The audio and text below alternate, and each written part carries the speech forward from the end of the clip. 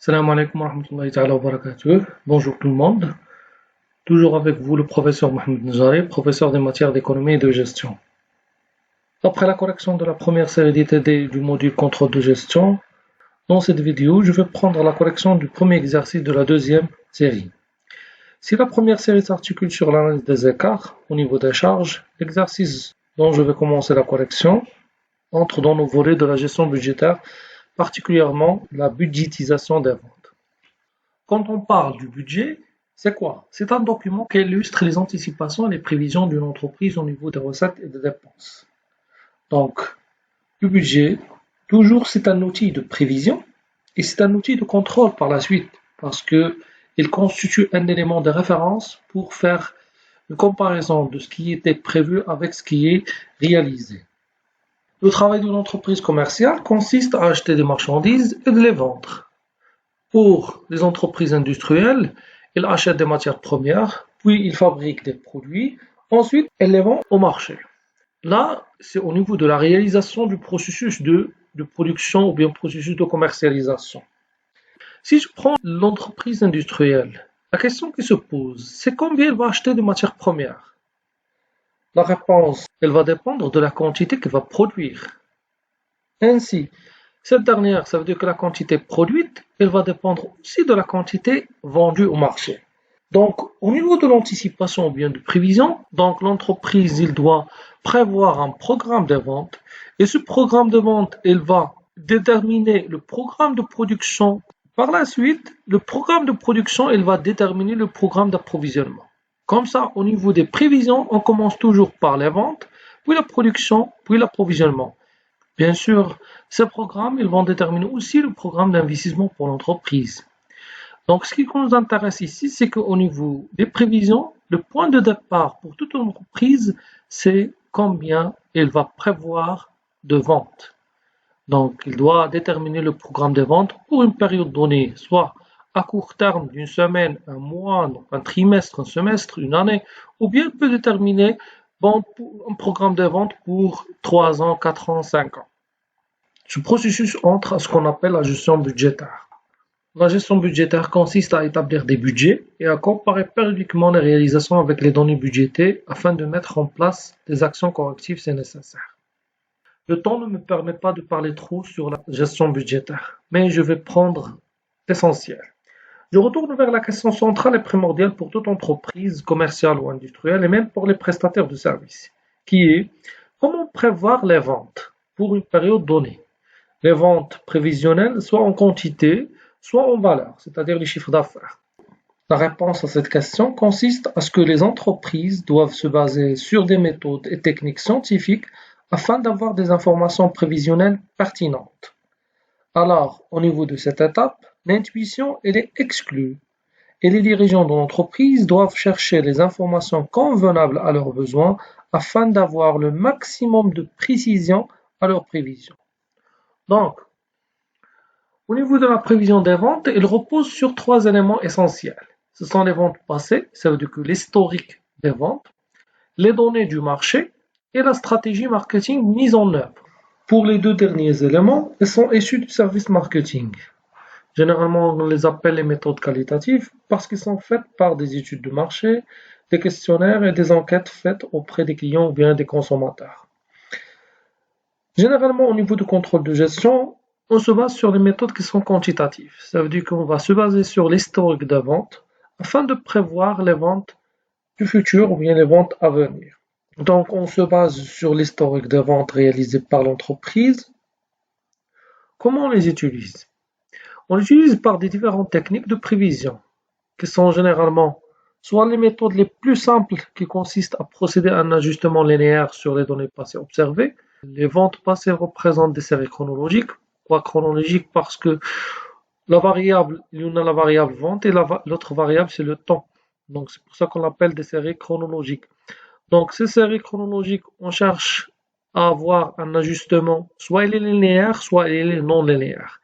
Donc la méthode la plus simple, on a dit que c'est de procéder à un ajustement linéaire, ça veut dire de forme y égale ax plus b, soit les méthodes qui consistent à procéder à un ajustement non linéaire, exponentiel ou bien logarithmique. Bien sûr, qui détermine la méthode, est-ce qu'elle est linéaire ou justement linéaire, c'est la tendance des ventes. Est-ce qu'il y a une tendance qui est linéaire ou bien une tendance qui est exponentielle et logarithmique? Au niveau de la tendance, on peut la déterminer par ce qu'on appelle les moyennes mobiles qui donnent la tendance des ventes. Je passe maintenant à l'exercice 1 de la deuxième série. Vous avez une entreprise qui est spécialisée dans la fabrication du matériel d'irrigation qu'elle commercialise dans plusieurs régions au Maroc. La série chronologique de ces ventes passées est la suivante. Vous avez pour l'année N-1 et pour l'année N et les ventes trimestrielles. 60, 105, 125, 45, 70, 125, 155 et 65. Le travail à faire, sachant que la série chronologique des ventes fait l'objet de variations saisonnières, dont la droite de tendance est Y égale 3,69X plus 77,145. Recherchez les valeurs ajustées par la droite, arrondies bien sûr, déterminer les coefficients saisonniers, déterminer les ventes prévisionnelles de l'année N+1 et établir le budget des ventes hors taxes, sachant que les prix hors taxes pour cette période sont les suivantes. Pour le trimestre 1 et 2, c'est 2500 et pour le trimestre 3 et 4, c'est 2600. Pour la première question, sachant que la série chronologique des ventes fait l'objet de variations saisonnières, bon, on entend par la série chronologique, donc c'est une série de deux variables. L'une d'elles est le temps. Et ici, on a la variable temps et la variable les ventes trimestrielles. Cette série il fait l'objet de variations saisonnières. L'activité de l'entreprise est saisonnière. Ça veut dire qu'au niveau de l'année, il y en a une période où il réalise un chiffre d'affaires ou bien des ventes élevées et des saisons où il réalise des ventes faibles. Et bien sûr, toujours lorsqu'on parle de variations saisonnières au niveau des ventes pendant une année. Et ce constat, on doit l'observer sur plusieurs années. Donc, au niveau des entreprises, si je prends l'exemple, les entreprises qui produisent les glaces, la haute saison c'est l'été et le bas de saison c'est l'hiver. Nous avons les entreprises qui travaillent sur les produits d'hiver ou bien les produits du ski par exemple, elles travaillent pendant l'hiver et ils ont le bas de saison au niveau de l'été. Ici, donc, je peux le constater si je fais la représentation graphique des données. Donc, on constate que T1, T2, T3, T4 pour la première année, pour la deuxième année. Vous voyez que au niveau de T2, il augmente, au niveau de T3, il arrive au sommet, puis il diminue. La même chose, on peut le constater dans la deuxième année. Bon, c'est pour ça qu'au niveau de l'entreprise, l'activité se voit qu'elle est saisonnière. Donc ici, vous avez la droite de tendance Y égale 3,69X plus 77,145. Donc ici, la droite de tendance, elle est donnée. Si on n'a pas la droite de tendance, comment on peut le faire? On doit déterminer la droite de tendance par la méthode de moindre carré ordinaire. Donc ce qu'on appelle l'ajustement linéaire. C'est ce que vous avez vu au niveau de première année lorsque vous avez travaillé la fonction à deux variables. Lorsqu'on cherche à expliquer une variable par une autre variable. Bon, je vais faire un petit rappel ici pour savoir comment on a trouvé la droite de tendance de cet exercice. On prend les trimestres T1, T2, T3, T4 pour la première année. Et bien sûr, toujours, on a le premier trimestre de la deuxième année. Il suit le dernier trimestre de l'année précédente. Donc, T1, T2, T3, T4. Bien sûr, au niveau des variables, on ne va pas travailler sur les trimestres, mais on va leur attribuer un rang. Et on commence par le premier, 1, 2, 3, 4. La suite, au niveau de la deuxième année, 5, 6, 7, 8. Et vous avez les ventes ici réelles.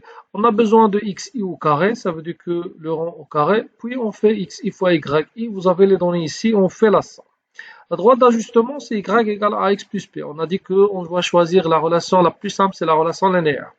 Donc, il suffit de chercher a et de chercher b d'après les données qu'on a. Donc, on a besoin de la moyenne de x. Donc, x bar égale la somme de x sur n. N ici, vous avez 8 données. Donc, 36 sur 8, c'est 4,5. Y bar, c'est la moyenne de y. 750 sur 8, c'est 93,75. Et A n'est que, bon là, c'est la relation générale. C'est la somme de i de 1 jusqu'au n ici. N est égal à 8. Xi fois yi. Ça veut dire qu'on fait xi fois yi. Moins n, x bar, y bar. Sur la somme de i de 1 jusqu'au n de xi au carré moins n x bar au carré. Donc ici vous avez la somme de x, y, c'est 3530. Moins n c'est 8 et la moyenne de x, la moyenne de y, 4,5, 93,75. 8 fois 4,5 fois 93,75, sur la somme d'xi au carré, c'est 204 moins 8 fois 4,5 au carré. Donc, A, elle a donné 3,69.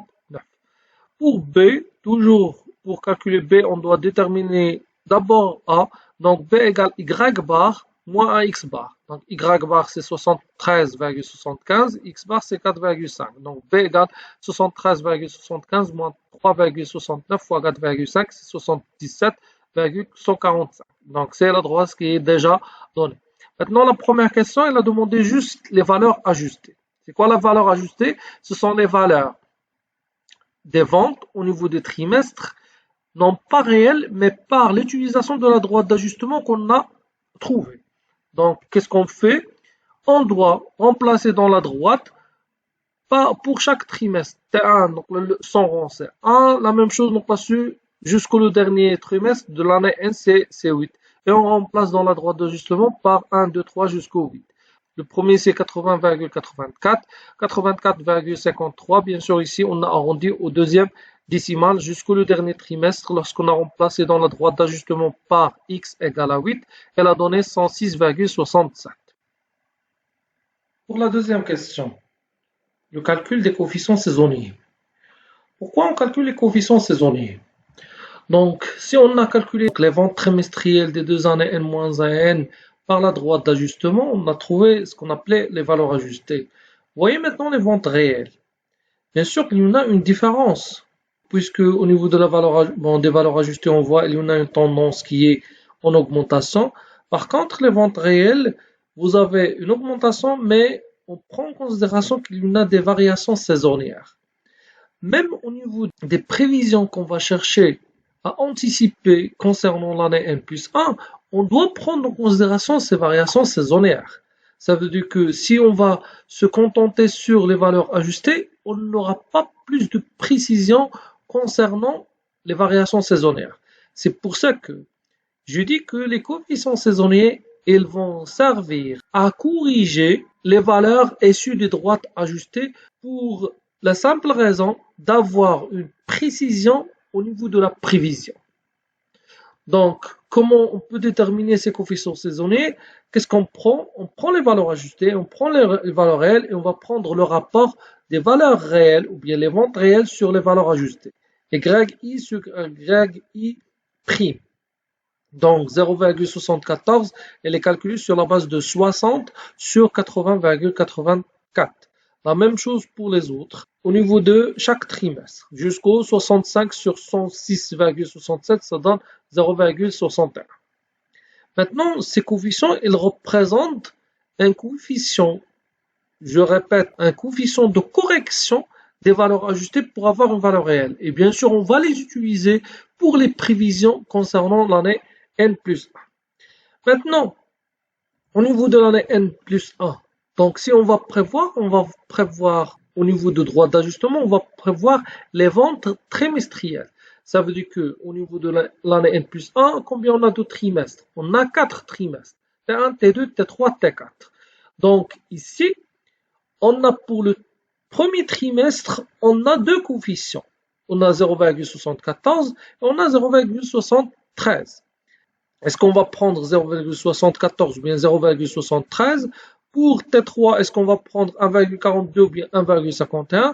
Donc, on va prendre la moyenne. Autrement, si on avait une seule année, ça veut dire que si on avait N, les coefficients saisonniers seront ces 4. 0,73, 1,26, 1,51, 0,61 pour chaque trimestre de T1, T4.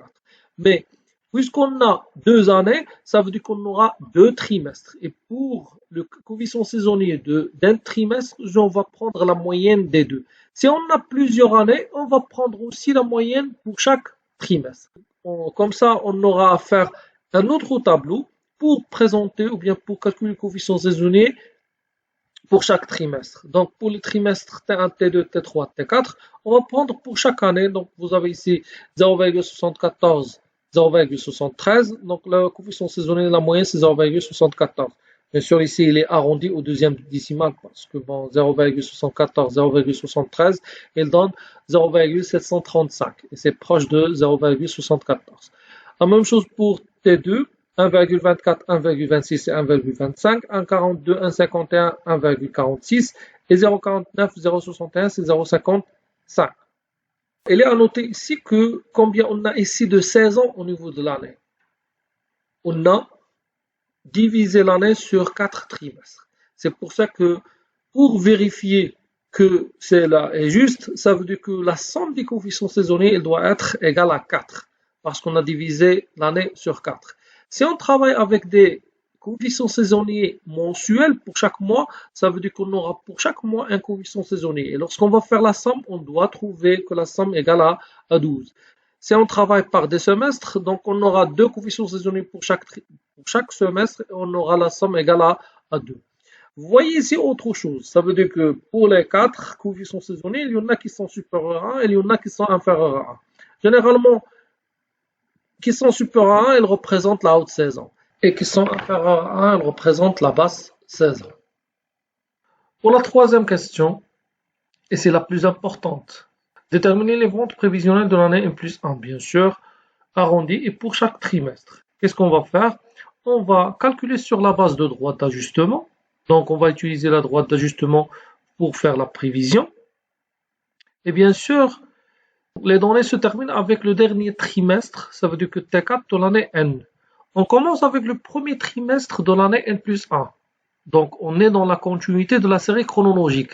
Si la dernière valeur était 8, le premier trimestre de l'année N+1, on va lui attribuer le rang X égale à 9. Donc, pour X égale à 9, Y prime 9, c'est 3,69 fois 9 plus 77, 145 égale 110,35, c'est égal à 110. Comme ça, on va faire au niveau du tableau. Pour les autres, la même chose. On va 9, 10, 11, 12 et on va les remplacer dans la droite d'ajustement. Donc, on aura les ventes prévisionnelles ajustées 110, 114, 118, 121. Comme j'ai dit tout à l'heure, au niveau des ventes prévisionnelles ajustées, j'ai dit que la droite d'ajustement il ne prend pas en considération les variations saisonnières au niveau des ventes de cette entreprise au niveau de l'année. C'est pour ça qu'au niveau des ventes prévisionnelles, ici ajustées, vous avez 110, 114, 118, 121. On voit que pour chaque trimestre, il y a une augmentation, mais il n'a pas pris en considération que au niveau du premier trimestre et le dernier trimestre, c'est la basse saison. Pour le deuxième, le troisième, c'est la haute saison. C'est pour ça qu'on doit corriger les valeurs ajustées par les coefficients saisonniers. Donc, on va prendre les coefficients saisonniers qu'on a issus de la deuxième question. 0,74, 1,25, 1,46, 0,55 et on va multiplier les ventes prévisionnelles ajustées fois le coefficient saisonnier. Et on aura ici 81, 143, 172 et 67. Comme ça, au niveau de ces ventes prévisionnelles qui sont issues des valeurs ajustées fois le coefficient saisonnier, elles sont proches de la réalité de l'entreprise parce qu'ils ont pris en considération la variation saisonnière de l'entreprise. Maintenant, pour la quatrième question, on doit déterminer le budget de vente. Parce que ici, au niveau des prévisions qu'on a fait, on avait une prévision sur les quantités.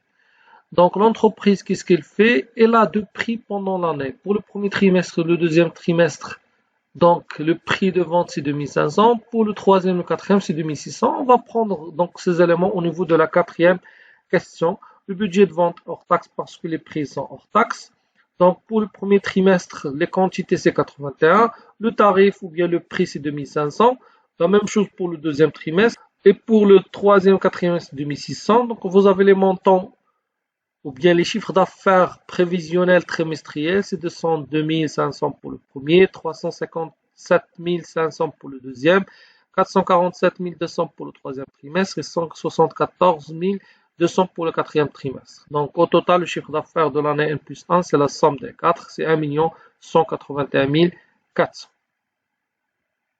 Je vais ajouter un exercice complémentaire dans la même logique du premier exercice de la série. Vous avez la société qui a pour activité la vente des produits de sport. Les chiffres d'affaires trimestriels hors taxe des 3 derniers exercices se présentent comme suit. Vous avez pour les 3 années 2017, 2018, 2019 et vous avez les ventes trimestrielles pour chaque année. Travail à faire, procéder à un ajustement linéaire par la méthode des moindres carrés ordinaires. Ça veut dire qu'on doit déterminer le droit d'ajustement. Deuxième question, calculer les coefficients saisonniers. Et troisième, prévoir le chiffre d'affaires trimestriel de l'année 2020. Ce sont les questions les plus posées au niveau de ce type d'exercice. Donc, vous voyez au niveau des données, déjà, il y en a une variation saisonnière, puisque pour chaque année, on va voir que le premier trimestre et le quatrième trimestre, où on a le chiffre d'affaires le plus élevé, par contre, le troisième et le deuxième trimestre, les chiffres d'affaires ils sont plus bas. C'est pour ça qu'au niveau de la deuxième question, on doit calculer les coefficients saisonniers. Je passe pour la droite d'ajustement. Déjà, on a fait pour le premier exercice, et je l'ai fait rappel, parce qu'au niveau du premier exercice, la droite, elle est donnée. Pour cet exercice, la droite n'est pas donnée, ça veut dire qu'on doit la déterminer. Donc, on va prendre les années et on va prendre les trimestres pour chaque année. Et bien sûr, bon, pour chaque trimestre, on va lui attribuer un rang. Donc, 1, 2, 3, 4, 5, 6, 7, 8, 9, 10, 11, 12 pour les trimestres de 3 années. On a les ventes réelles. Donc, je l'ai pris ici, la somme c'est 83 700. Où on a besoin de xi au carré et on a besoin de xyi. Donc, la moyenne de x, c'est x bar 78 sur 12, c'est 6,5. La moyenne de y bar c'est 83 700 sur 12, c'est 6975. Pour déterminer A c'est la somme de xi moins n x bar y bar sur la somme de xi au carré moins n x bar au carré. C'est 1600 moins 12, n ici c'est 12, fois 6,5 fois 6975 sur 650. Donc la somme de xi au carré moins 12 fois 6,5 au carré. Elle est égale à 402,45. Pour B, c'est la moyenne de y moins a x bar, la moyenne de x, c'est 6975 moins 402,45 fois 6,5, qui a donné 4359,08. Donc le droit d'ajustement des ventes trimestrielles, y égale 402,45x plus 4359,08. Pour les coefficients saisonniers, donc toujours on va prendre les valeurs ajustées pour les trimestres des données réelles et les ventes réelles.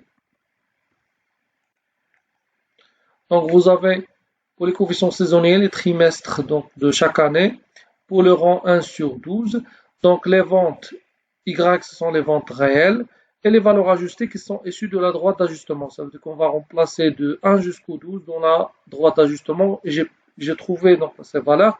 Pour les coefficients, on va prendre les ventes réelles sur les valeurs ajustées YI sur YI prime. 1,68, 0,46, 0,23, 1,68 qui est 10 000 sur 5 968,88 et pour les autres données. Bien sûr, pour vous, donc vous devez refaire les calculs afin de s'habituer avec ce type de calcul. Donc, pour les coefficients saisonniers, donc, on doit trouver pour chaque trimestre un coefficient saisonnier. Donc, si je prends ici, on a 3 coefficients pour chaque trimestre. Pour T1, il y en a 1,68 pour l'année 2017, 1,51 pour l'année 2018 et 1,50 pour l'année 2019. Bien sûr, pour trouver un seul coefficient saisonnier pour chaque trimestre, donc on doit faire la moyenne des 3 coefficients. Donc, on aura 1,56, 0,57, 0,22 et 1,65. Au niveau de l'entreprise, plus qu'on a de données, plus qu'on a de précision au niveau de ces paramètres. Donc, ce sont les coefficients saisonniers. Pour la troisième question, prévoir le chiffre d'affaires trimestriel. Donc, pour chaque trimestre, le rang pour le premier trimestre, c'est 13 parce qu'on a terminé avec le rang 12 qui est le dernier trimestre de l'année 2019. Donc, pour 2020, le premier trimestre, il va prendre le rang 13, 14, 15, 16. On doit la remplacer dans la droite d'ajustement, les valeurs ajustées, donc on les voilà. Et on doit multiplier par les coefficients saisonniers pour avoir des ventes prévisionnelles. Bien sûr, ici, ils sont arrondis. 14 974 bien 15 000. Autrement, 5 696, 2322 et 17 853. Et on voit ici au niveau des ventes prévisionnelles, ils sont proches de la réalité parce qu'ils ont pris en considération que le premier et le quatrième trimestre représentent la haute saison et le deuxième et le troisième trimestre représentent la basse saison. Une dernière remarque, donc si on vous demande les ventes prévisionnelles au millier le plus proche, donc on aura les ventes prévisionnelles ici au millier le plus proche, donc 14 994, ce sera 15 000. Le deuxième trimestre, c'est 1000. Le troisième, c'est 2000 parce que c'est le plus proche. Donc, le quatrième trimestre, c'est 18 000.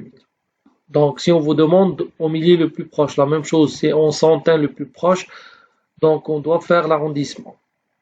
Merci pour votre attention et à la vidéo prochaine, Inch'Allah, pour le QIG du deuxième exercice de la série numéro 2 avec l'analyse des écarts des chiffres d'affaires, des marges et des résultats.